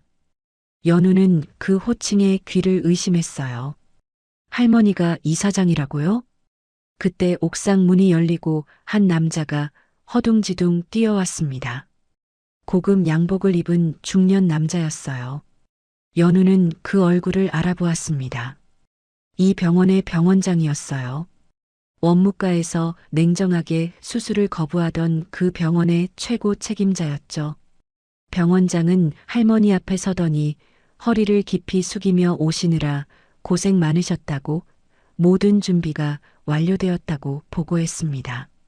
할머니는 고개를 끄덕이며 연우의 엄마를 지금 바로 최고 수술팀으로 수술에 들어가게 하라고 지시했어요.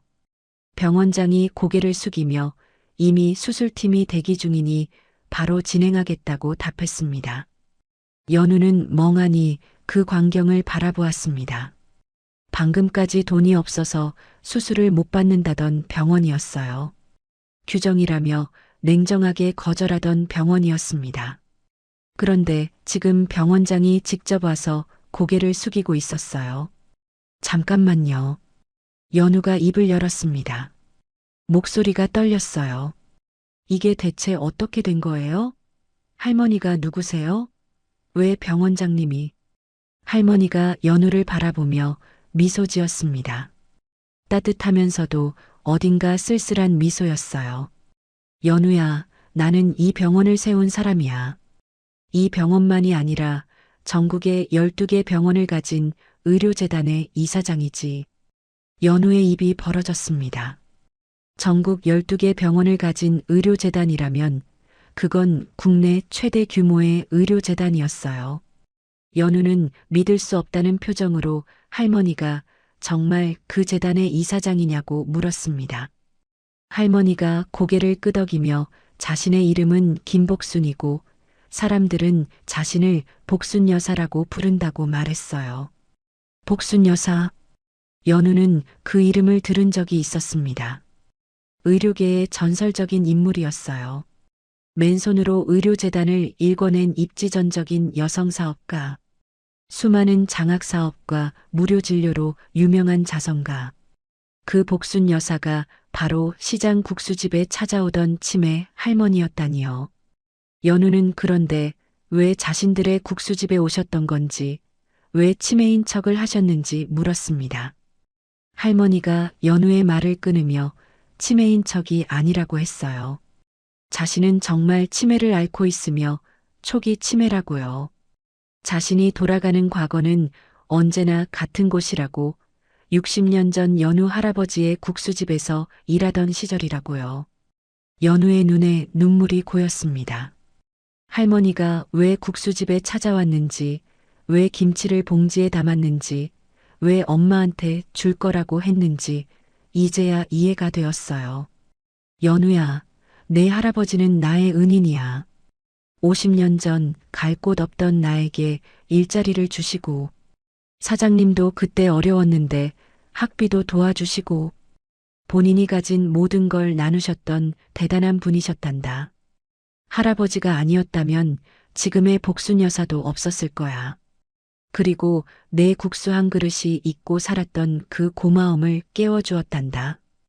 할머니의 눈에도 눈물이 맺혔습니다.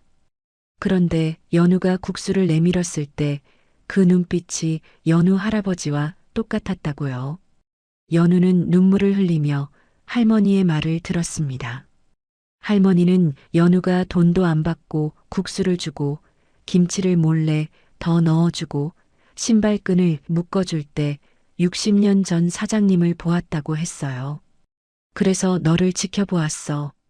내가 얼마나 힘들게 살고 있는지, 엄마 병원비 때문에 얼마나 고생하는지 다 알고 있었어. 하지만 바로 나서지 못했어. 이제야 나타나서 정말 미안하구나. 연우는 고개를 떨구었습니다. 눈물이 뚝뚝 떨어졌어요. 연우는 자신은 그냥 할 일을 했을 뿐이라고 말했습니다. 할머니는 연우가 대가를 바라고 한 게 아니라는 걸 안다고 했어요. 그래서 더 대단한 거라고 요즘 세상에 연우 같은 아이가 어디 있냐고 말했습니다. 할머니가 연우를 꼭 안아주었습니다. 연우는 할머니 품에서 어린아이처럼 울었어요. 모든 서러움이, 모든 막막함이, 모든 고통이 눈물이 되어 쏟아졌습니다. 이제 됐어. 이제 다 끝났어. 할머니가 연우의 등을 토닥이며 말했어요. 내 엄마 수술은 내가 책임질게. 최고의 의료진이 지금 대기하고 있어. 걱정 마. 그때 수행원이 다가와 수술팀 준비가 완료되었으니 환자 이송을 시작해도 되는지 물었습니다. 할머니가 고개를 끄덕이며 시작하라고, 자신의 전용 의료팀으로 하라고, 그리고 연우도 함께 내려가게 하라고 지시했어요. 연우는 할머니의 손에 이끌려 헬리콥터에 올랐습니다. 연우가 놀라서 주변을 둘러보자 할머니가 응급환자 이송용 닥터헬기라고 자신의 재단에서 운영하는 거라고 설명했어요. 연우는 좌석에 앉으며 주변을 둘러보았습니다. 이 모든 게 비현실적으로 느껴졌어요. 조금 전까지 옥상에서 절규하던 자신이 지금은 억만장자의 헬리콥터에 타고 있다니요. 할머니, 저 꿈꾸고 있는 거 아니겠죠? 할머니가 미소 지으며 꿈이 아니라고 했어요. 연우 할아버지가 50년 전에 뿌린 씨앗이 지금 열매를 맺는 거라고 말했습니다. 헬리콥터가 천천히 떠올랐습니다. 연우는 창밖으로 병원 옥상이 멀어지는 것을 보았어요. 조금 전 자신이 울부짖던 그 옥상이 점점 작아지다 사라졌습니다. 연우의 눈에서 또 눈물이 흘렀습니다. 이번에는 슬픔의 눈물이 아니었어요. 안도와 감사의 눈물이었습니다. 할머니, 감사합니다. 정말 감사합니다. 할머니가 연우의 손을 꼭 잡으며 고마워해야 할 사람은 자신이라고 했어요. 연우가 자신을 살렸다고 말했습니다. 마이너스 헬리콥터가 밤하늘을 가르며 날아갔습니다. 연우의 절망이 경외감과 안도로 바뀌는 순간이었어요. 연우는 창밖의 별들을 바라보았습니다. 아까는 보이지 않던 별들이 이제는 반짝반짝 빛나고 있었어요. 마치 할아버지가 하늘에서 웃고 계신 것 같았습니다. 연우는 태어나서 처음으로 희망의 무게를 느꼈습니다. 그것은 생각보다 무겁고 생각보다 따뜻했어요. 헬리콥터가 재단 본원 옥상에 착륙했습니다. 연우는 할머니의 손에 이끌려 VIP 병동으로 안내받았어요. 복도를 걷는 동안 의료진들이 일제히 고개를 숙여 인사했습니다. 할머니는 그들에게 가볍게 고개를 끄덕이며 걸음을 멈추지 않았어요. VIP 병동 대기실은 호텔 로비처럼 넓고 화려했습니다. 연우는 그 공간이 낯설었어요. 지금까지 어머니가 입원해 있던 좁고 칙칙한 병실과는 천지 차이였습니다. 할머니가 연우를 소파에 앉히며 수술이 끝날 때까지 시간이 좀 걸릴 거라고 말했습니다. 그리고 맞은편에 자리를 잡았어요. 수행원이 따뜻한 차를 가져다 주었습니다. 연우야, 이제 내 이야기를 해줄게. 내 할아버지와 나 사이에 무슨 일이 있었는지. 연우는 찻잔을 두 손으로 감싸쥐며 할머니를 바라보았습니다. 심장이 두근거렸어요. 할머니는 창밖을 바라보며 천천히 입을 열었습니다. 자신은 14살 고아였으며 부모님은 전쟁통에 돌아가셨고 의지할 곳이 아무데도 없었다고 말했습니다. 할머니의 목소리가 잠시 떨렸어요. 굶어 죽기 직전이었다고, 시장 골목을 헤매다가 쓰러졌다고 했습니다. 그때 자신을 발견한 사람이 연우의 할아버지였다고요. 연우는 숨을 죽이고 들었습니다. 할머니는 할아버지가 그때 19이었다고, 작은 국수집을 막 차린 청년이었다고 말했어요. 할아버지는 쓰러진 자신을 가게로 데려가서 국수를 끓여주셨다고, 그게 자신의 인생에서 먹어본 가장 맛있는 국수였다고 회상했습니다. 할머니의 눈에 눈물이 맺혔습니다. 할아버지는 자신을 그냥 보내지 않으셨다고, 가게에서 일하게 해주셨다고 했어요. 설거지하고 청소하고 심부름하는 일이었지만 대신 밥을 주시고 가게 한쪽에서 재워주셨다고 말했습니다. 연우는 할아버지의 모습을 떠올렸습니다. 연우가 기억하는 할아버지는 이미 늙고 병든 모습이었지만 언제나 인자하셨어요. 할아버지는 나보다 5살 많았지만 나한테는 든든한 오빠 같은 분이었어. 외롭고 무서웠던 내게 세상에서 가장 따뜻한 사람이었지. 할머니는 할아버지가 뭐 하나 먹을 것이라도 생기면 항상 자신에게 먼저 나눠주셨다고 말했어요. 추운 겨울에는 자신의 옷을 벗어주시기도 했다고요. 그렇게 1년이 지났을 때 할아버지가 자신을 부르셨다고 했습니다. 할머니가 잠시 말을 멈추었습니다. 눈물을 훔치고 다시 이었어요. 할아버지가 봉투 하나를 주셨다고, 1년 동안 모은 돈이 들어 있었다고 말했습니다. 할머니가 연우를 바라보았습니다. 복순아, 여자가 배워야 산다. 이 돈으로 학교 가거라. 공부해서 훌륭한 사람 되거라. 연우의 눈에서 눈물이 흘러내렸습니다. 할아버지가 하실 법한 말씀이었어요. 할머니는 자신이 울면서 거절했다고 했어요. 할아버지가 얼마나 힘들게 모은 돈인지 알고 있었기 때문이라고요. 그런데 할아버지가 자신의 손을 잡고 말씀하셨다고 합니다. 할머니의 목소리가 떨렸습니다. 사람은 배워서 남을 도와야 한다. 내가 나중에 성공하면 그때 다른 사람을 도우면 돼. 그게 내 빚을 갚는 거야. 연우는 고개를 숙이고 울었습니다. 할아버지의 말씀이 가슴 깊이 박혔어요. 할머니는 그래서 그 돈을 받았다고, 학교에 갔다고 했습니다. 낮에는 공부하고 밤에는 할아버지 가게에서 일했다고요. 할아버지는 자신이 중학교를 졸업할 때까지 고등학교에 진학할 때도 간호학교에 들어갈 때도 계속 지원해 주셨다고 말했어요. 할머니가 눈물을 흘리며 말했습니다. 오빠 같은 분이었어. 친오빠보다 더 나를 아껴주셨지. 덕분에 내가 이 자리까지 올 수 있었어. 할머니는 간호사가 된 후에도 할아버지 가게에 자주 갔다고, 할아버지는 항상 반겨주셨다고 했어요. 그러다가 자신이 25되던 해에 서울로 가게 됐다고, 큰 병원에서 일하게 된 거라고 말했습니다. 할머니의 표정이 어두워졌어요. 그때부터 바빠지기 시작했다고, 할아버지를 자주 찾아뵙지 못했다고 했습니다. 그러다 결혼하고 아이 낳고 남편과 함께 병원을 차리고 정신없이 살았다고요. 할머니가 한숨을 쉬었습니다. 그러는 사이에 세월이 흘렀다고 사업이 커지고 병원이 늘어나고 재단이 만들어졌다고 했어요.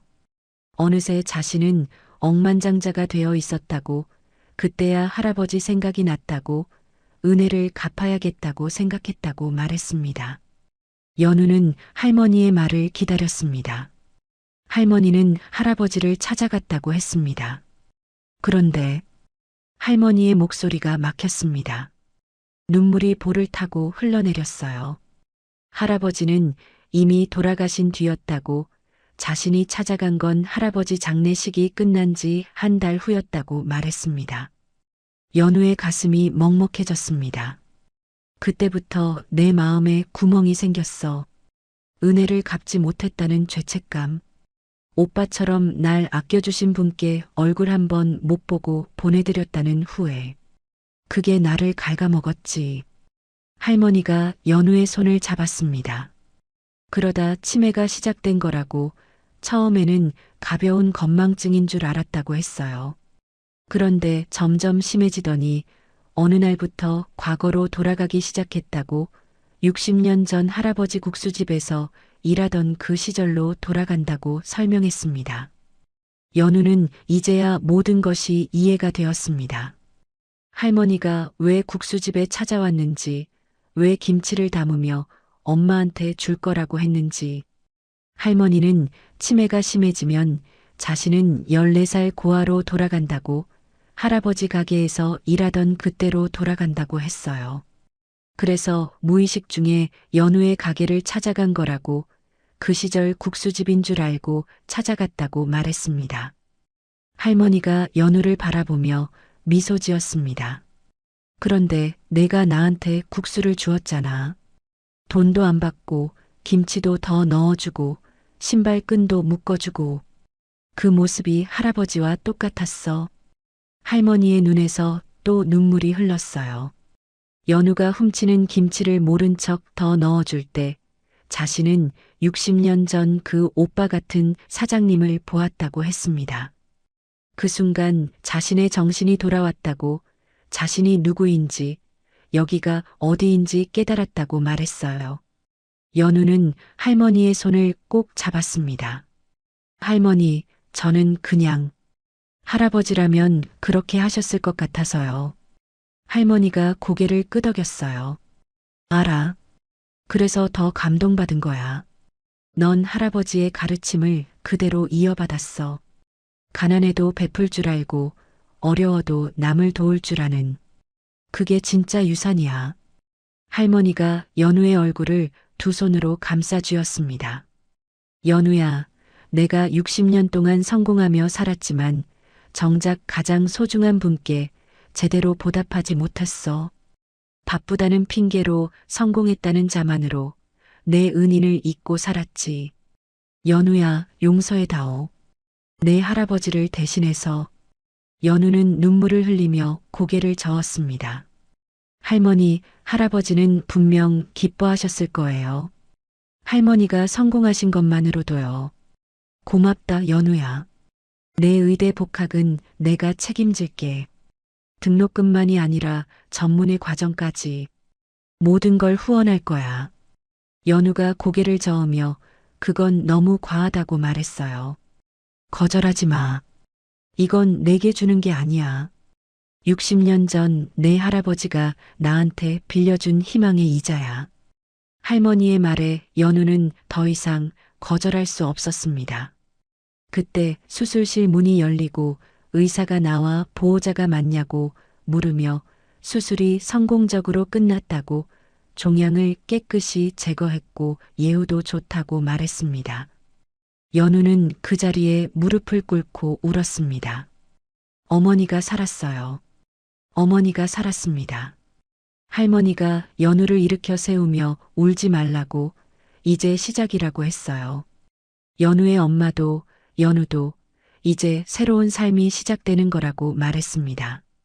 연우는 할머니를 꼭 안았습니다. 피보다 진한 은혜와 신뢰로 묶인 두 사람이었어요. 할머니, 감사합니다. 할아버지 이름 절대 헛되지 않게 할게요. 할머니가 연우의 등을 토닥이며 안다고, 연우는 이미 그러고 있다고 말했습니다. 창밖으로 동이 트고 있었습니다. 길고 긴 밤이 끝나고 새로운 아침이 밝아오고 있었어요. 연우는 창밖을 바라보며 생각했습니다. 할아버지가 60년 전에 뿌린 선행의 씨앗이 오늘 이렇게 황금빛 열매가 되어 돌아왔다고. 선행은 결코 사라지지 않는다고. 연우는 더 강해지기로 결심했습니다. 할아버지의 이름이 헛되지 않았음을 증명하기 위해, 단순히 성공한 의사가 아니라 진짜 의사가 되기 위해.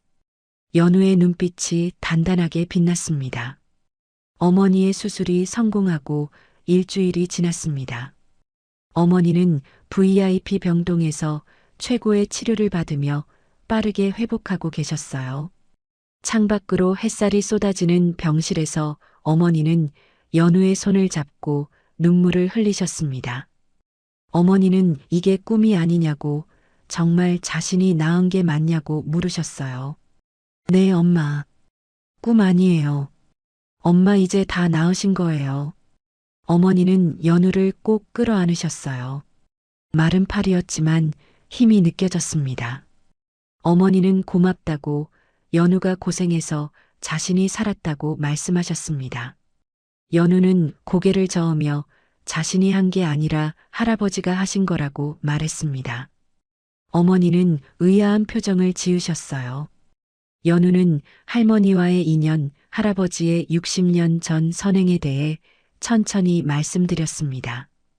어머니는 이야기를 듣는 내내 눈물을 훔치셨어요. 며칠 후 복순 여사가 병실을 찾아왔습니다. 수행원들 없이 혼자였어요. 할머니는 어머니의 손을 잡고 며느리 되시는 분이냐며 자신은 김복순이라고 인사했습니다. 어머니는 당황하며 일어나려 했지만 할머니가 말렸어요. 아직 회복 중이니 누워 계시라고 했습니다. 어머니는 어떻게 감사를 드려야 할지 모르겠다며 연우 말을 다 들었다고, 정말 감사하다고 말씀하셨어요. 할머니가 미소 지으며 감사는 자신이 드려야 한다고, 연우 덕분에 50년 묵은 숙제를 풀었다고 말했습니다. 할머니는 가방에서 서류 봉투를 꺼냈습니다. 연우에게 건네며 한번 보라고 했어요. 연우는 봉투를 열어 서류를 확인했습니다. 눈이 휘둥그레졌어요. 이게 뭐예요? 서류에는 강남 대로변의 대형 빌딩이 적혀 있었습니다. 시가 수백억 원에 달하는 건물이었어요. 그리고 그 빌딩의 소유자 란에 연우의 이름이 적혀 있었습니다. 연우는 이건 안 된다며 받을 수 없다고 말하며 서류를 밀어냈습니다. 할머니가 단호하게 말했어요. 들어보라고, 이 빌딩은 원래 자신이 연우 할아버지 몫으로 사둔 거라고, 10년 전에 샀다고 했어요. 언젠가 할아버지 후손을 찾으면 드리려고 했다고 설명했습니다. 연우는 고개를 저으며 그래도 이건 너무 과분하다고, 자신은 그냥 국수 몇 그릇 드린 것뿐이라고 말했습니다. 할머니가 연우의 손을 잡으며 이건 연우에게 주는 게 아니라고 했어요. 연우가 할머니를 바라보았습니다. 50년 전 내 할아버지가 나에게 빌려준 희망의 이자야. 연우는 말문이 막혔습니다. 너는 이 재산의 주인이 아니야. 관리인일 뿐이야. 할아버지의 유산을 세상에 전달하는 관리인. 그러니까 받아. 어머니가 연우의 등을 토닥이며 할머니 말씀을 들으라고, 할아버지가 원하시는 거라고 말씀하셨어요. 연우는 한참을 망설이다 결국 고개를 숙였습니다. 알겠습니다, 할머니. 할아버지 이름 더럽히지 않겠습니다. 할머니가 환하게 웃으며 그래, 그게 자신이 듣고 싶었던 말이라고 했어요. 할머니는 서류를 한 장 더 꺼내며 이 빌딩 이름은 연우 할아버지 함자를 따서 지었다고 하셨어요. 강인술 기념관이라고. 어떻냐고 물었어요. 연우의 눈에 눈물이 고였습니다. 강인술, 할아버지의 함자였어요. 인술, 어진 기술이라는 뜻이었습니다. 할아버지가 좋아하셨을 거예요. 연우는 눈물을 훔치며 말했습니다. 몇 달 후 빌딩 1층에는 세상에서 가장 깨끗하고 따뜻한 국수집이 문을 열었어요. 어머니의 소원이었습니다. 완치된 어머니가 직접 주방에 서서 국수를 삶았죠. 어머니의 밝은 목소리가 가게에 울렸습니다. 손님들이 하나둘 들어왔어요. 시장에서 연우를 응원하던 상인들이 가장 먼저 찾아왔습니다. 상인들이 연우 엄마가 이렇게 좋은 데서 장사하시게 됐다며 감탄했어요. 어머니는 다 연우 덕분이라고, 우리 연우가 효자라고 말씀하셨습니다. 어머니는 예전 시장에서 하던 것처럼 고명을 산처럼 얹어주었습니다.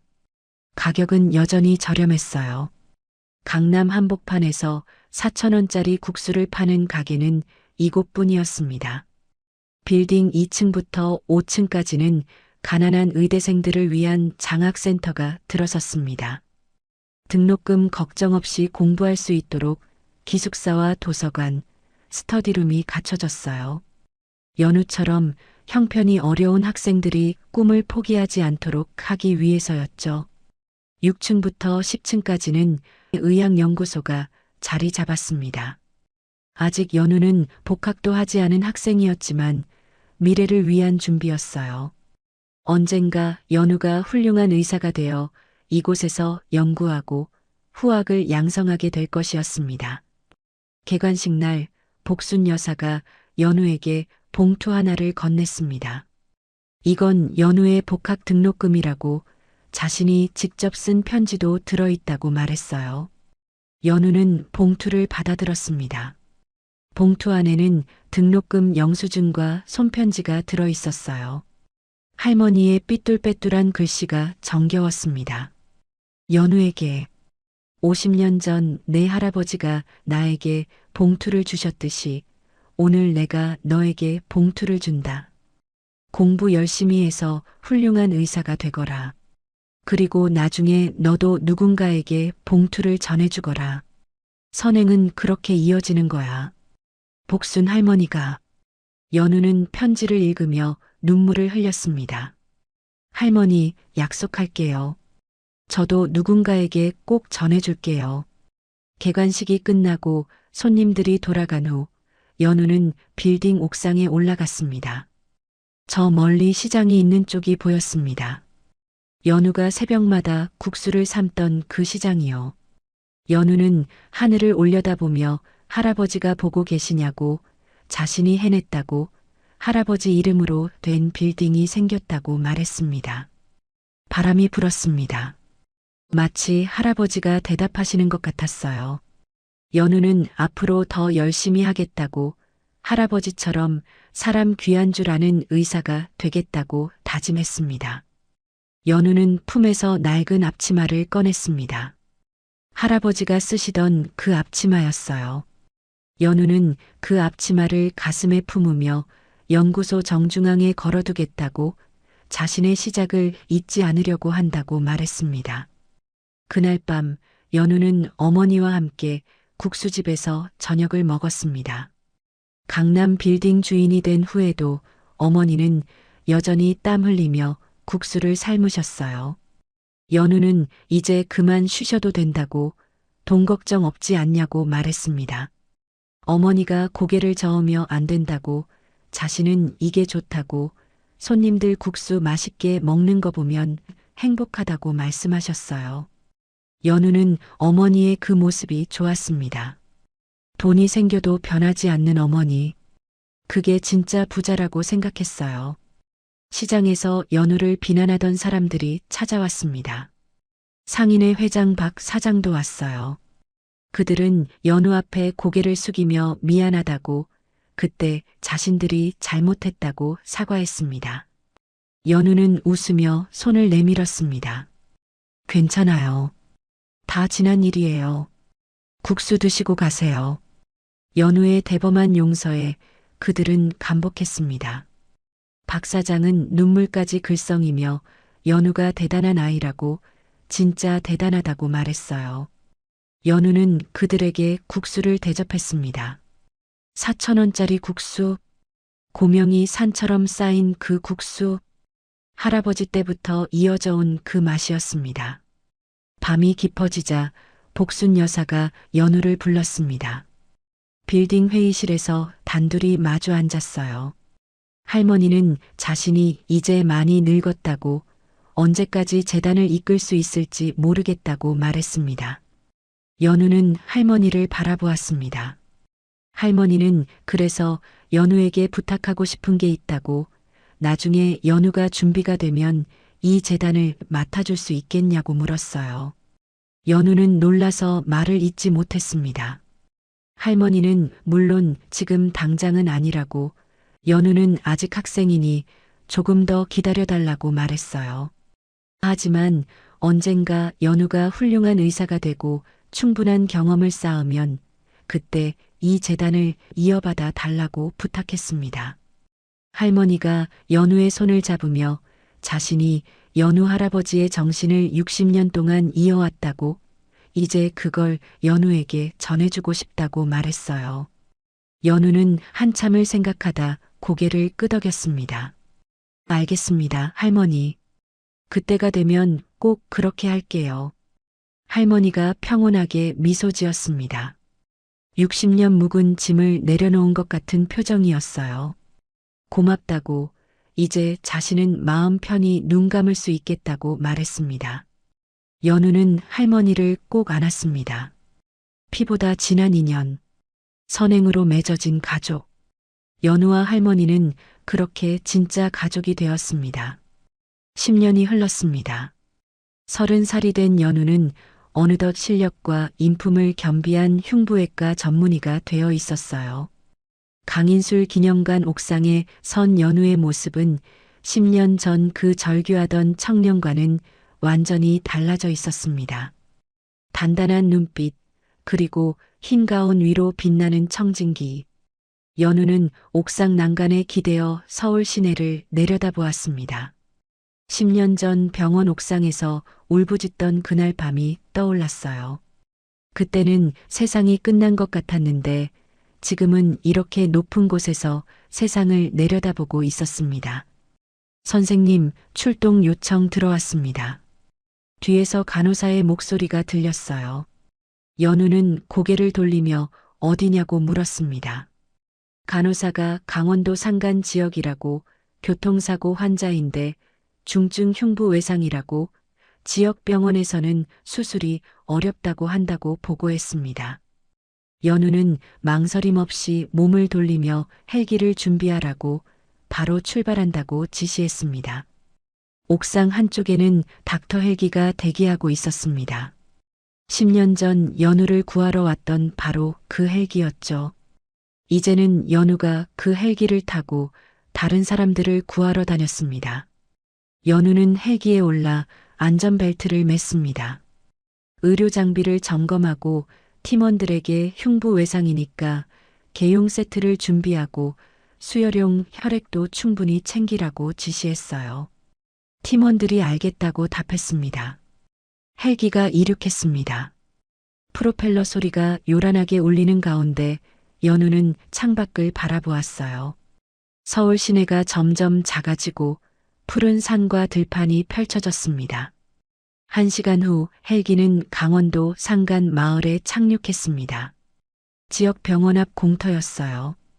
병원 직원들이 들것을 밀고 뛰어오며 감사하다고, 환자가 위중하다고 말했습니다. 연우는 들것 위에 환자를 살폈습니다. 50대 남성이었어요. 얼굴이 창백하고 호흡이 불안정했습니다. 지역 병원 수술실로 환자를 옮겼습니다. 연우는 신속하게 손을 씻고 수술복으로 갈아입었어요. 수술실에 들어서자 모든 것이 준비되어 있었습니다. 시작합니다. 연우의 메스가 환자의 흉부를 열었습니다. 손놀림이 정확하고 빨랐어요. 10년간 수없이 반복한 동작이었습니다. 나일론 끈으로 연습하던 그 매듭이 이제는 사람의 생명을 살리는 봉합이 되어 있었죠. 긴박한 상황이었지만 연우는 침착했어요. 손끝 하나 떨리지 않았습니다. 2시간의 수술 끝에 환자의 상태가 안정되었습니다. 연우는 마지막 봉합을 마치고 장갑을 벗으며 수술이 끝났다고 환자를 중환자실로 옮기라고 말했어요. 수술실 밖으로 나오자 환자의 가족들이 기다리고 있었습니다. 아내와 두 아이였어요. 아내가 연우에게 달려와 무릎을 꿇으며 감사하다고, 정말 감사하다고 말했습니다. 연우는 아내를 일으켜 세우며 일어나라고, 수술 잘 끝났다고, 남편분이 곧 깨어나실 거라고 위로했어요. 아내가 연우의 손을 붙잡고 울며 자신들은 돈이 없다고, 수술비를 어떻게 내야 할지 모르겠다고 말했습니다. 연우는 미소 지었습니다. 걱정 마세요. 이 수술은 60년 전 이미 지불되었습니다. 아내는 무슨 말인지 이해하지 못했지만 연우의 따뜻한 미소에 안심했어요. 헬기를 타고 서울로 돌아오는 길, 연우는 창밖을 바라보며 생각에 잠겼습니다. 60년 전 할아버지가 굶주린 소녀에게 국수 한 그릇을 내밀었을 때 이런 미래를 상상이나 했을까요? 그 작은 선행이 60년이 지나 수천 명의 생명을 살리는 닥터 헬기가 되었습니다. 저녁이 되어 연우는 강인술 기념관 1층 국수집에 들렀습니다. 어머니가 여전히 주방에서 국수를 삶고 계셨어요. 60이 다 된 나이에도 어머니는 매일 이 자리를 지켰습니다. 연우가 오늘도 수고하셨다고 인사하자 어머니가 왔냐고, 밥 먹었냐고 물으셨어요. 연우는 아니라고, 지금 먹으려고 한다고 답했습니다. 어머니가 국수 한 그릇을 내왔습니다. 어머니는 강남 빌딩 주인이 되었어도 여전히 땀 흘리며 국수를 삶으셨어요. 그게 어머니의 행복이었습니다. 국수집 한쪽 벽에는 액자가 걸려 있었습니다. 할아버지의 낡은 앞치마가 정성스럽게 보관된 액자였어요. 그 옆에는 할아버지와 젊은 시절 복순 여사가 함께 찍은 흑백 사진이 걸려 있었습니다. 연우는 액자를 바라보며 할아버지, 할머니, 오늘도 한 명 살렸다고 중얼거렸습니다. 다음 날 아침, 연우는 복순 여사의 묘소를 찾았습니다. 복순 여사는 3년 전 평화롭게 눈을 감으셨어요. 마지막까지 연우의 손을 잡고 미소 짓던 모습이 아직도 생생했습니다. 연우는 묘비 앞에 꽃을 놓고 무릎을 꿇으며 할머니께 자신이 약속을 지키고 있다고, 매일 헬기 타고 환자 살리러 다닌다고 말했어요. 바람이 불었습니다. 마치 할머니가 대답하시는 것 같았어요. 연우는 할머니가 주신 재단을 잘 운영하고 있다고, 작년에 장학생 300명을 배출했다고, 모두 할머니와 할아버지 덕분이라고 말하며 눈물을 훔치고 일어섰습니다. 그날 오후 연우는 의과대학 강연에 초청받았습니다. 수백 명의 의대생들 앞에 선 연우는 담담하게 자신의 이야기를 들려주었어요.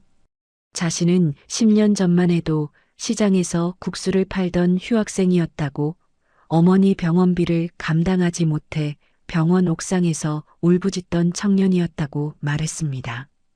학생들이 숨을 죽이고 들었습니다. 연우는 그런 자신이 오늘 이 자리에 서게 된 건 60년 전 할아버지가 베푼 작은 선행 덕분이라고 했어요. 국수 한 그릇, 학비 봉투 하나, 그 작은 것들이 쌓여서 오늘의 자신을 만들었다고 말했습니다. 연우는 학생들을 바라보며 말했습니다.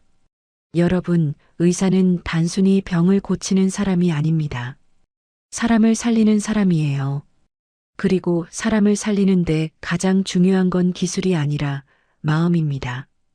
기술은 어디서든 배울 수 있지만 마음은 스스로 키워야 합니다. 강연이 끝나고 학생들의 박수가 쏟아졌습니다. 그때 다시 출동 요청이 들어왔습니다. 제주도에서 응급환자 이송 요청이 들어왔다는 보고였어요. 연우는 망설임 없이 헬기로 향하며 출발한다고 말했습니다.